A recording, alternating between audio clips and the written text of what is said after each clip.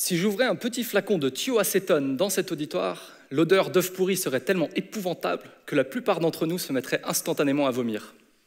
Je suis doctorant en chimie et quand j'apprends ce genre d'informations, franchement, je regrette pas mon choix. Heureusement pour mon nez, mon sujet de thèse est bien moins odorant. Il s'agit du dioxyde de carbone.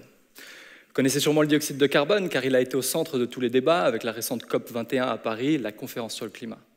Le dioxyde de carbone, CO2, est un gaz émis en partie par l'activité humaine et responsable de l'effet de serre.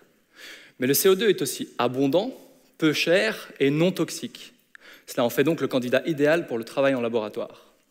Mon sujet de thèse s'intitule « Développement de catalyseurs pour la transformation du CO2 en produit à valeur ajoutée ». Pour comprendre ce titre, il faut comprendre ce qu'est un catalyseur. Et pour ça, je vais utiliser une petite analogie que j'aime bien.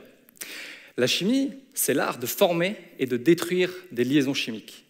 Exactement comme les Legos, où les Legos seraient des molécules. Quand on était petit, on aimait bien jouer avec les Legos.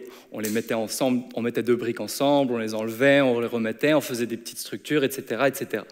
Mais, de temps en temps, deux briques restaient coincées ensemble. Et à ce moment-là, on avait besoin d'un outil pour les décoincer, du genre un tournevis, par exemple. Il paraît même que Lego a développé un outil spécial pour décoincer deux briques coincées ensemble. Eh bien, en chimie, c'est pareil. C'est pas toujours simple de former ou de détruire une liaison chimique. Et du coup, on a besoin d'outils. Mais bon, nous, comme on est des scientifiques, on appelle ça des catalyseurs. Et du coup, en laboratoire, j'ai développé des outils, des catalyseurs donc, pour incorporer le CO2 pour faire des produits pharmaceutiques, pour faire des fuels synthétiques et bien d'autres. Et comme le CO2 est considéré comme un déchet, en quelque sorte, je valorise un déchet. Vous savez, quand je dis aux gens que je suis chimiste, souvent ils me disent « Ouais, mais toi, ça doit être comme dans Breaking Bad, tu fabriques de la meth ». Mais ce n'est pas de ce genre de valorisation que je parlais. C'est plutôt celle d'un déchet en un produit à valeur ajoutée. Et c'est pourquoi ce domaine de la chimie s'appelle aussi la chimie durable ou bien la chimie verte. Ce qui me fait penser à une autre petite application du CO2. Le CO2 peut être copolymérisé avec des époxydes à l'aide de catalyseurs métalliques de type cobalt ou aluminium, avec des ligands comme le salène par exemple, pour faire des polycarbonates précurseurs de polyuréthane qui peuvent...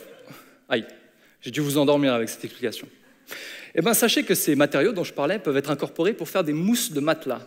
Du coup, si je vous ai endormi, rassurez-vous en vous disant que peut-être un jour vous dormirez sur une mousse de matelas composée en partie par du CO2.